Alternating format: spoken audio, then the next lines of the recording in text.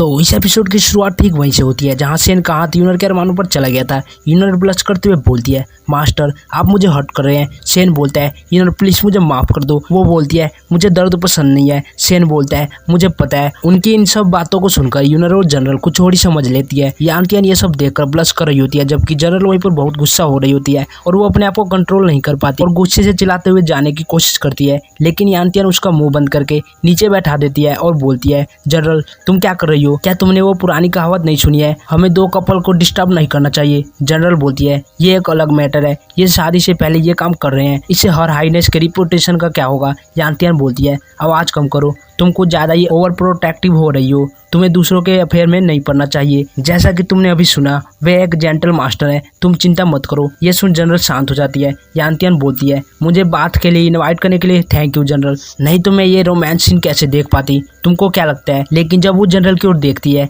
तो वो बहुत उदास होती है, जिसे देख यानतियन अपने मन में सोचती है, ये सही है, हर हाईनेस जनरल के लिए एक इम्पोर्टेंट पर्सन है, इसलिए हर हाईनेस की प्राइवेट सीन को देखकर जनरल को अनकंफर्टेबल महसूस हो रहा है। फिर वो मुस्कुराती है और बोलती है, लेकिन तुम सही हो जनरल, अगर ये कोई और होता तो फर्क नहीं पड़ता, लेकिन ये हर हाईनेस है, हर हाईनेस दुनिया भर में फेमस है, उन्हें बिना कपड़ों के और उनके हाथ पीछे बंधे हुए नहीं पकड़ा जा सकता। जनरल थोड़ा उधर घूमो, चलो परफेक्ट अपॉर्चुनिटी को ढूंढते हैं और अचानक से अपीयर होकर उन्हें इंटरप्ट कर देंगे। तभी उसका ध्यान यूनर की ओर जाता है, जो कि एक अजीब से पोजीशन में होती है, जो देखिए यानतियन हैरान होकर गुस्से चिल्लाते हुए बोलती है, नहीं तुम ऐसा नहीं कर सकते। लेकिन जनरल इस बार उसका मुंह बंद करके रोकने लगती है और नीचे बैठा के बोलती है, क्या वो तुम ही नहीं हो जिसने मुझे शांत रहने के लिए कहा था? तो अब तुम शोर क्यों मचा रही हो? यानतियन चिल्लाते हुए बोलती है, क्या ये प्योर लव है? वो वास्तव में ऐसा कर सकते हैं, और वो भी बात के अंदर? क्या होगा अगर हर हाईनेस को इस पोजीशन के कारण इन्फेक्शन हो जाए तो? ये सुन जनरल एक अजीब सा फेस बना के बोलती है, हाँ क्या ये इम्पोर्टेंट है? यानतियन बोलती है,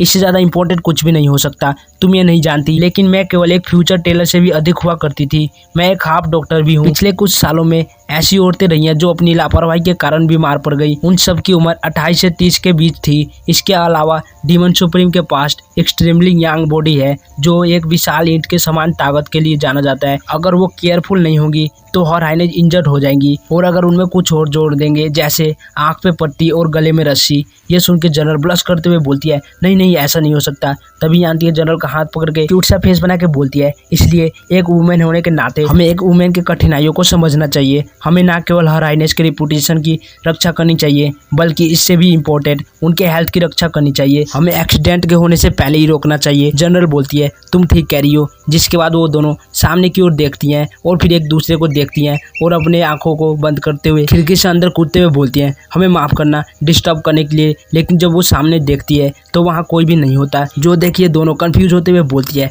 कहाँ गए वो दोनों? जबकि वहीं उनके पीछे से यूनर उन्हें देख रही होती है और बोलती है, इस सिचुएशन से बाहर निकलना बहुत मुश्किल है। प्राइवेटली नहाते समय मैंने कोई बैरियर सेट करने के बारे में सोचा ही नहीं। थैंकफुली टाइम रहते मैंने अपने इनविजिबल स्पेल को एक्टिवेट कर लिया, अब हम शांति से कंटिन्यू कर सकते हैं। मैंने सही कहा ना मास्टर? लेकिन जब वो देखती है तो हैरान हो जाती है, क्योंकि वहाँ सैन के बजाय उसकी डोल होती है, जो देखी यूनर गुस्से से चिल्लाती है, फिर से भाग गए। इसके साथ ही सेन को देखते हैं, वो अपने कपड़े पहनते हुए ब्लश करते हुए भाग रहा होता है और मन में बोलता है, ये बहुत क्लोज था। नेक्स्ट सीन में हमें वुजी सेक्ट के आउटर सिटी का सीन दिखाया जाता है, जहां हमेशा की तरह चहल पहल होती है और भीड़ होती है। वहीं हम सेन को देखते हैं, उसके साथ लुओलुओ भी स्क्रॉल से बाहर निकल के मार्केट को देखकर खुश हो रही होती है और बोलती है, वाओ कैंडीज, क्या कोई काइंड मास्टर है जो मेरे लिए कैंडीज खरीद सकता है? सेन बोलता है, यहाँ तक कि तुम्हारे पास कोई फिजिकल बॉडी भी नहीं है तो भी तुम कैंडीज को खाना चाहती हो। लुओलुओ बोलती है, ओह क्या मेरे पास कोई मास्टर नहीं है जो मुझसे ज्यादा प्यार करता हो, भले ही मेरी फिजिकल बॉडी हो या ना हो? वैसे भी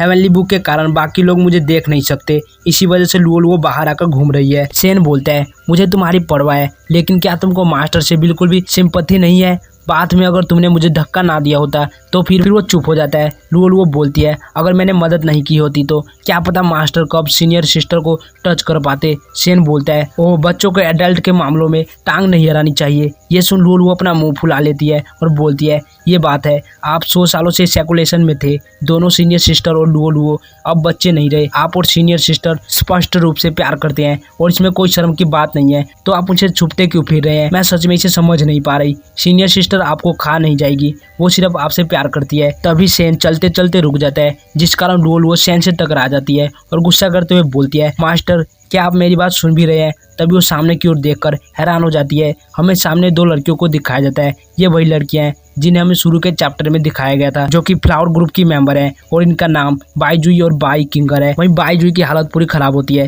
तभी बाई किंगर का ध्यान सेन पर जाता है, जिसे देख वो रोते हुए बोलती है, सीनियर सेन मैं आपसे हाथ जोड़ती हूँ, प्लीज मेरी सीनियर सिस्टर की हेल्प कीजिए। वहीं इन्हें इस हालत में देख सेन भी हैरान हो जाता है और बोलता है, तुम तो फ्लावर ग्रुप की मेंबर हो, बाईजुई और बाई किंगर। जिसके बाद सीन शिफ्ट होता है। हम देखते हैं सेन बाईजुई को चेक कर रहा होता है और फिर बोलता है, चिंता मत करो, तुम्हारी सीनियर सिस्टर की स्पिरिचुअल एनर्जी और फिजिकल स्ट्रेंथ खत्म होने के कारण बेहोश हो गई है। मैंने अपनी मैजिक का यूज करके उसे भर दिया है, वो जल्दी उठ जाएगी। बाई किंगर बोलती है, आपकी मदद करने के लिए थैंक यू, बिना आपके मदद के पता नहीं मेरी सीनियर सिस्टर का क्या होता है। तभी अचानक से उसके पेट पर से कपड़ा हट जाता है। वहीं उसके पेट पर कुछ निशान होते हैं, जिन्हें देख सेन एक सीरियस सा फेस बना के बोलता है, अभी अभी आते समय मुझे तुम दोनों से मैजिक सील की अजीब सी ओरा का एहसास हुआ, क्या हुआ है मुझे बताओ। वो बोलती है, जैसा कि सीनियर से एक्सपेक्ट था, मैं आपको सच बताने ही वाली थी। सीनियर प्लीज इसे देखिए। और वो अपने शरीर पर बने निशानों को शर्माते हुए दिखाने लगती है, जिसे देख सेन हैरान होकर बोलता है, ये सील क्या ये ब्लड रिवर कल्ट का होली सील नहीं है जिसे मैंने 100 साल पहले मिटा दिया था? क्या तुम लोगों ने अपनी मर्जी से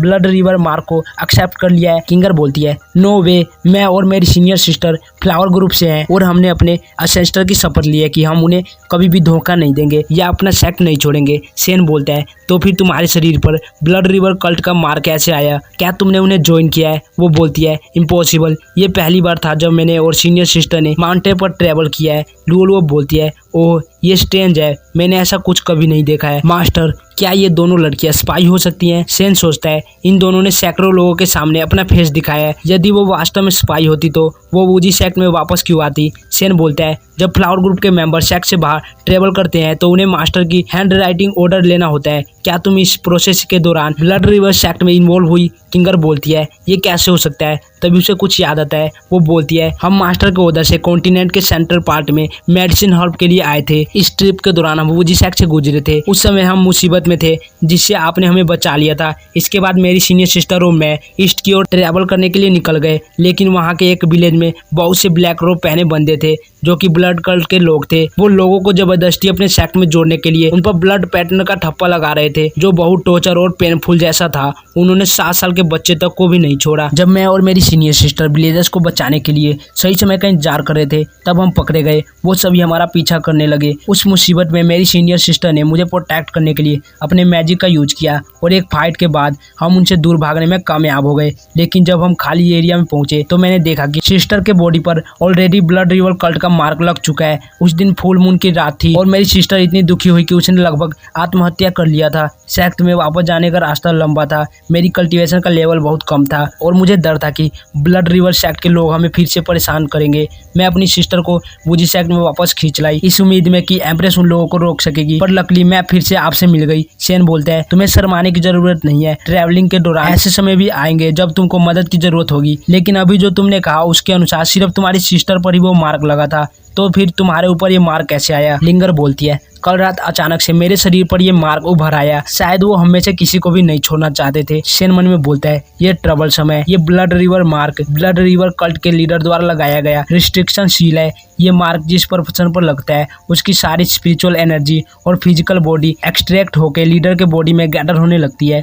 धीरे धीरे वो पर्सन सूख जाएगा या फिर एक लाश में बदल जाएगा। इस सील को हटाने के लिए इसके कास्टर को मारना होगा। तभी किंगर बोलती है, सीनियर शायद अगली पूर्णिमा तक मैं और मेरी सिस्टर इस ब्लड रिवर मार्क से इफेक्ट हो जाएंगी। पिछली बार हमारी स्पिरिचुअल एनर्जी खत्म हो गई थी, लेकिन अगली बार हम अपने फिजिकल बॉडी को खो सकते हैं। अगर ऐसा है तो प्लीज हमें फ्लावर ग्रुप में ले जाइए ताकि हम अपने घर लौट सकें। मैं आपकी काइंडनेस का बदला नेक्स्ट लाइफ में जरूर चुकाऊंगी। लुओ बोलती है, मैंने ये सीन बहुत बार देखा है। जिसके बाद हम देखते हैं सेन कहीं जा रहा होता है। तभी लुओ बोलती है, मास्टर क्या आप सिटी को छोड़कर खुद उस ब्लड रिवर के बंदे से डील करना चाहते हैं? सेन बोलता है, बिल्कुल, 100 साल पहले भी ब्लड रिवर कल्ट एक इविल कल्ट था। मुझे याद है उनके लीडर का नाम, तभी लुओलुओ बोलती है ब्लड रिवर एल्डर था। शेन बोलता है सही कहा, लेकिन सेक्ट वार के दौरान मुझे याद है मैंने उसे पहले भी एक बार मार डाला था। लुओलुओ बोलती है तो क्या हुआ, भले ही मैं मर चुकी हूँ पर मैं भी हेवनली बुक के कारण जिंदा हूँ, है ना। ताओइज्म को प्रैक्टिस करने वालों में किसके पास लाइफ सेविंग ट्रिक नहीं होती। लेकिन मास्टर,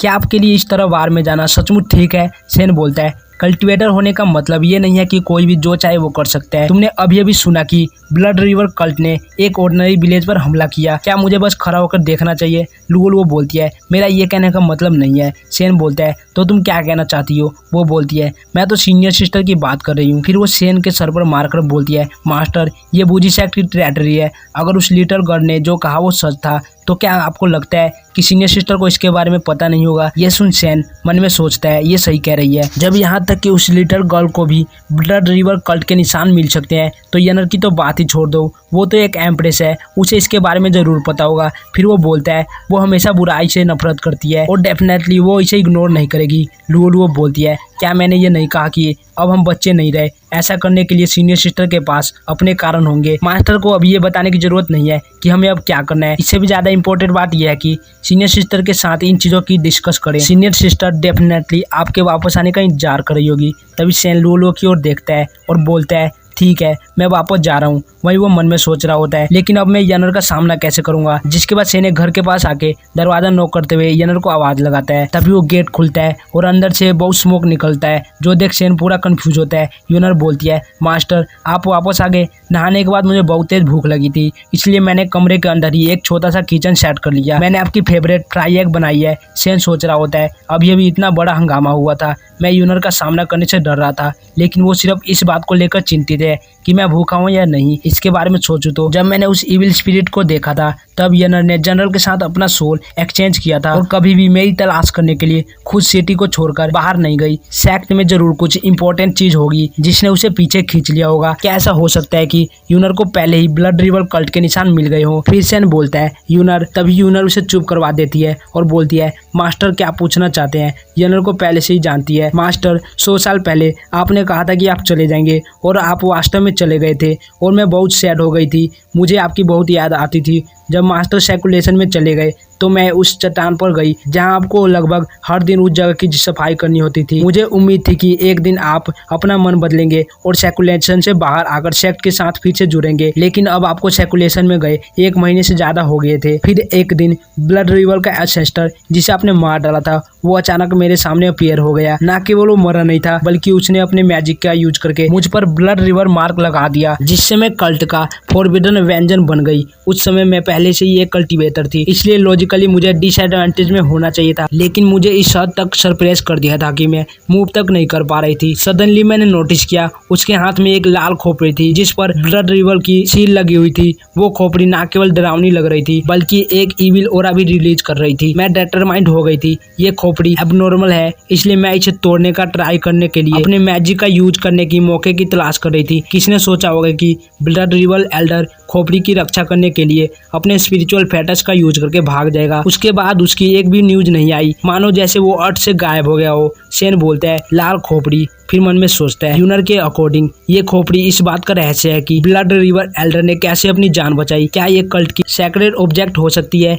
नहीं, ये इम्पॉसिबल है। ऐसा कोई तरीका नहीं है जिससे मुझे इतनी इंपॉर्टेंट जानकारी ना पता हो। तभी यूनर बोलती है आई थिंक ये सस्पिशियस है, लेकिन ब्लड रिवर एल्डर उस समय छुपा हुआ था और सेक्ट का रिवाइवल मेरी फर्स्ट प्रायोरिटी थी, इसलिए मैंने इस मैटर को कुछ समय के लिए अलग रख दिया और सीक्रेट इन्वेस्टिगेशन के लिए जासूसों को मेनलैंड में भेज दिया। तभी शेन बोलता है तभी वूजी सेक्ट के अंदर केओस पैदा होने लगी। ये सुन यूनर हैरान होकर बोलती है मास्टर आपको कैसे पता? शेन बोलता है इसे गेस करना इतना भी मुश्किल नहीं था। उस ब्लड रिवर एल्डर की नजर में तुम मेरी डियर डिसाइपल हो और उसे जितना जल्दी हो सके तुमको मार देना चाहिए था, लेकिन उसने ऐसा नहीं किया। इसके बजाय उसने ब्लड रिवर का सील लगा दिया। वो सील उसके लिए एनर्जी इकट्ठा करने और खुद को कल्टिवेट करने के लिए है। वो शायद उस समय डार्क में कुछ करना चाहता था, क्योंकि वो सीक्रेटली कुछ कर रहा था, इसलिए सिचुएशन जितना ज्यादा चियोटिक होता उसके लिए उतना ही बेहतर होता। उसके पर्सनैलिटी के अनुसार उसे न्यू मेंबर को रिक्रूट करने के लिए वुजी सेक्ट में अपने फ्लोर बढ़ाना चाहिए था ताकि तुम चाहकर भी कुछ ना कर पाओ। तभी यूनर बोलती है यह पर्याप्त नहीं है। पिछले 10 सालों में वो ब्लड रिवर एल्डर अचानक अपेयर हुआ और उसने मेरे जासूसों को इन्फॉर्मेशन दिया कि वो नॉर्थ में मेंबर को रिक्रूट कर रहा है। यहाँ तक कि उसने स्पिरिट रियल में मेरे कई अच्छे जनरलों को भी मार डाला, जिससे पता चलता है कि उसकी ताकत बहुत बढ़ गई है और वो लाइफ और डेथ रियल में ब्रेक थ्रू करने वाला है। इस मार्क के कारण वुजी सेक्ट के कई इनोसेंट लोग मारे गए। मैंने पर्सनली कंफर्म किया है ये मार्क बिल्कुल लाल खोपड़ी पर बने पैटर्न जैसा ही है जिसे ब्लड रिवर सील कहते हैं। जब मैंने उसके इरादे का पता लगाया तब पता चला कि उसकी कल्टीवेशन लेवल बिल्कुल भी हाई नहीं है। इसलिए मैंने लोगों को सिटीजन को स्पिरिचुअल मेडिसिन बांटने के लिए भेजा। इसे पीने के बाद आपके ऊपर उस सील के मिलते जुलते मार्क बन जाएंगे, लेकिन इससे कोई नुकसान नहीं होगा। ये उन ब्लड रिवर कल्ट के लोगों को बेवकूफ बनाने के लिए था। और यहीं पे आज के एपिसोड खत्म करते हैं। और गाइस जब इसके चैप्टर भी नहीं आ रहे हैं, ये लास्ट चैप्टर था और मिलते हैं नेक्स्ट एपिसोड में। तब तक के लिए बाय बाय।